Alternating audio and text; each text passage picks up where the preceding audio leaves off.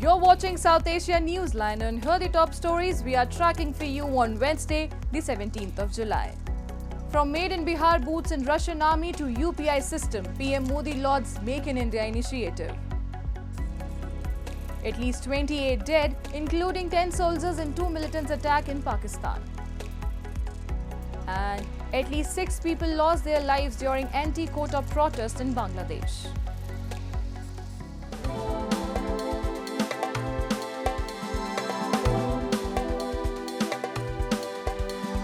And now for all the details. Indian Prime Minister Narendra Modi on Wednesday lauded the Make in India initiative, which is propelling India's economy on the international platform. PM Modi, in a post on X, reposted a post by MyGov government that mentioned how local crafts are making a global impact. The Made in India initiative showcases the phenomenal success of Indian-made products globally. MyGovIndia report added that Made in Bihar boots are now part of the Russian Army's gear, which showcases the unexpected global reach of Indian products. It also mentioned India's UPI system is now a global phenomenon, enabling seamless digital payments in multiple countries. The initiative was launched in 2014 to facilitate investment, foster innovation, build best-in-class infrastructure, and make India a hub for manufacturing, design, and innovation. Moving on. Pakistan military on Tuesday informed that 2 separate attacks by militants on an army base and a health center in northwest Pakistan killed at least 28 people, including 10 soldiers, as well as female health workers and children. Senior military officials, family and friends attended funeral prayers for the dead soldiers that were held at Banu cantonment. The attacks, both of which occurred on Monday, coincide with the resurgence of Islamist militancy in the northwest border region with Afghanistan, which last month prompted the government to start a counterinsurgency operation in the area. In the first incident, Islamist militants attacked a military base in northwestern Pakistan, killing 8 security personnel, the military said on Tuesday, after a suicide bomber rammed a vehicle loaded with explosive into a perimeter wall.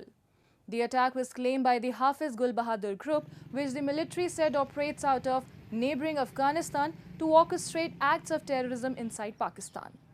Islamabad says it has consistently taken up the issue of cross-border attacks with the Taliban administration, which denies allowing Afghan soil to be used for attacks. However, no group has taken responsibility for the second attack.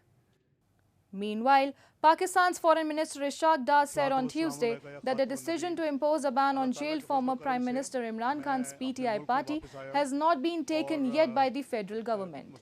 Pakistan government earlier this week announced that in the view of the foreign funding case, May 9 rights and the Cypher episode, as well as a resolution passed in the US, it has enough evidence to ban the party. Dar, during a press conference, said that whatever decision the government will take, it would not be above the law and the constitution, nor politically motivated. The ruling party led by Shehbaz Sharif has faced a backlash following the PTI ban announcement, which was strongly opposed by its major ally in the coalition government. Khan came to power in 2018 and was ousted in 2022 after falling out with Pakistan's powerful military. Jailed since last year, Khan was acquitted along with his third wife on charges that they married unlawfully, but he will not be freed after authorities issued new orders to arrest him. And the IMF has warned Maldives against looming debt distress as the island nation looks set to borrow more from main creditor China. Since winning office last year, President Mohammad Muizzu has reoriented the atoll nation away from traditional benefactor India and towards Beijing. Last month, Muizzu won parliamentary elections in a landslide after promising to build thousands of apartments, reclaim more land for urban development, and upgrade airports, all with Chinese funding. Without naming the archipelago's main lender, the IMF said the Maldives remained at high risk of external and overall debt distress without significant policy changes. It also urged the Maldives to urgently raise revenue, cut spending, and reduce external borrowing to avoid a major economic crisis.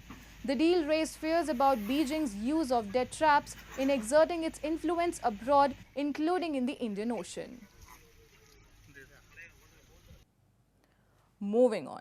Amid continued non-recognition of the Taliban regime by the international community, Taliban on Tuesday announced the opening of electronic ID distribution centers in Pakistan, Iran and Turkey.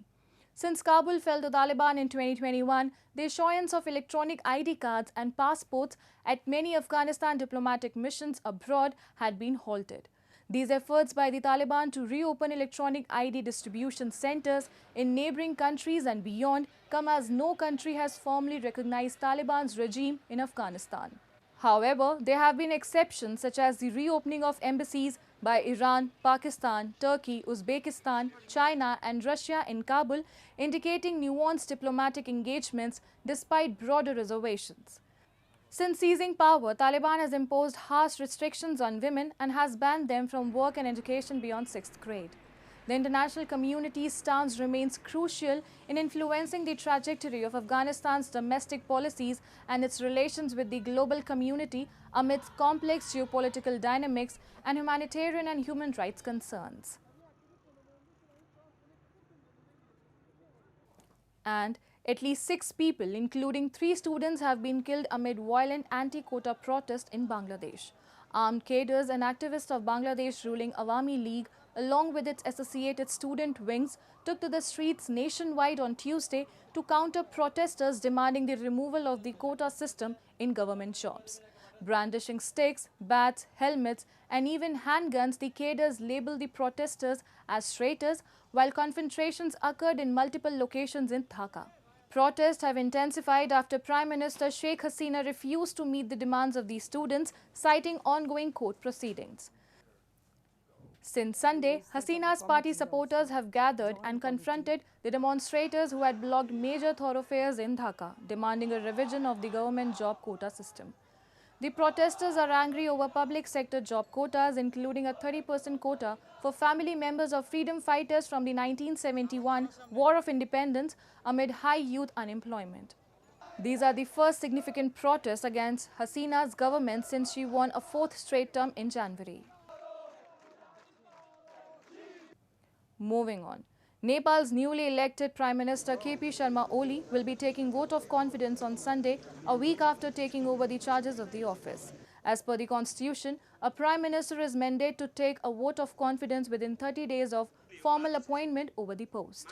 Nepali President Ramchandra Paudel earlier had called the political parties in the Nepali parliament to take a claim for the Prime Minister as Pushpa Kamal Dahal lost a confidence motion.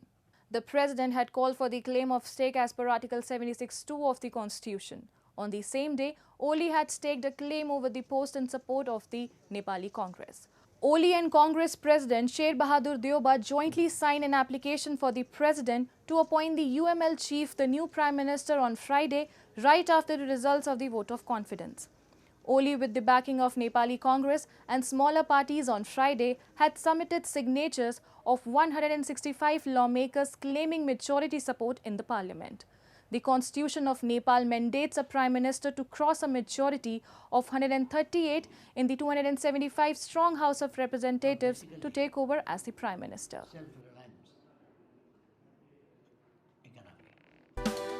That's all in tonight's edition. We will see you same time tomorrow. Good night.